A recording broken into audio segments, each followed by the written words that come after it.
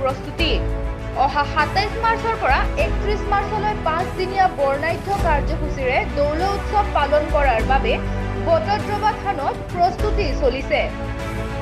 শ্ৰী শ্ৰীকৃষ্ণৰ বটদ্ৰৱা থান চৌহদত প্ৰায় ১০ লক্ষাধিক তীৰ্থযাত্ৰীৰ আদৰণি জনোৱাৰ বাবে সাংস্কৃতিক, চিকিৎসা, পানী, খাদ্য ইত্যাদিৰ সুবিধাৰে উপ সমিতিসমূহে খৰতকীয়া গতিত কাম কৰি আহিছে।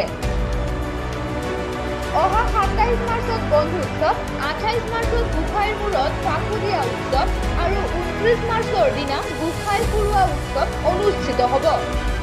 ২৭, ২৮ আৰু ২৯ মাৰ্চৰ নিশা ৰাজ্যখনৰ বিভিন্ন প্ৰান্তৰ পৰা আমন্ত্ৰিত ভাওনা, সত্ৰীয়া নৃত্য, লোকনৃত্য, লোকসংগীত, বৰগীত, শাস্ত্ৰীয় নৃত্য, দিহানাম আদি অনুষ্ঠান পৰিৱেশন কৰা হ'ব। Bureau report, rhino news 24।